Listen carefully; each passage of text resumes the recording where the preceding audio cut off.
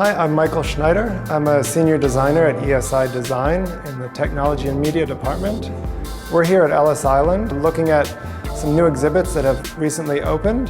The exhibit is broken up into a number of different areas. There's an exhibit around immigration before Ellis Island. There's an exhibit about global migration and how people have always moved around the entire planet.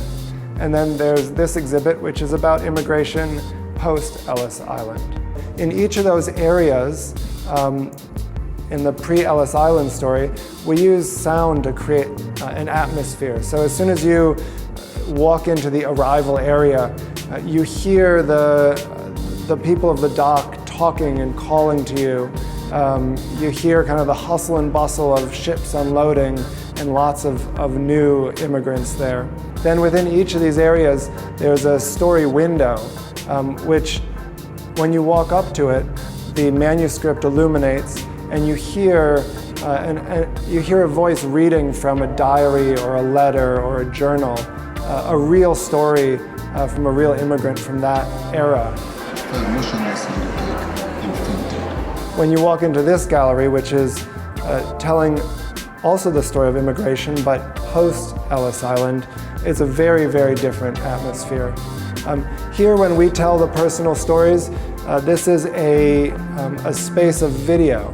We have people telling their stories, real immigrants telling their stories on a little portrait LCD that you can walk up to and select a specific story, and then that person will talk to you and tell you their story. And so in this space, we use a lot of video, a lot of imagery to tell those stories. My name is Clay Gish. I work for ESI Design. I head the content and program design team. We looked at not only the journey people took, but then how they adapted when they arrived here. Immigration was a slow process then. One of the outstanding differences is the speed of immigration now. Beginning in the late 19th century, as steamliners developed and became larger and larger, they realized they had a great trade in passengers. That it wasn't just a matter of freight or even moving mail, it was a matter of passengers, that they could make a lot of money. So Ellis Island, that era, when it opened in 1892, it was really in response to the masses of immigrants who were beginning to arrive on our shores. Today, the process is very, very different. It's become a very transcontinental world that we live in. And this new eras of immigration that we're standing in now tells that story. Part of our goal here was to make this as accessible as possible. So along with all of the stuff that you can see and hear, there's also a lot of hidden technology in here. For people who are hearing impaired, we have assistive audio devices where there's capacitive loop technology in each of these devices that's broadcasting the audio to anybody that is wearing an assistive listening device that has that function in it. So many hearing aids nowadays, you can enable this, and then the audio is sent directly to your hearing aid, or you can borrow an assistive listening device here that has that functionality in it. So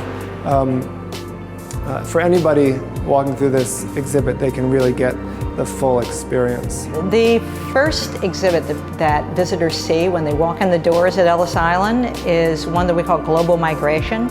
It's a 5-foot sphere upon which is projected the story of human migration.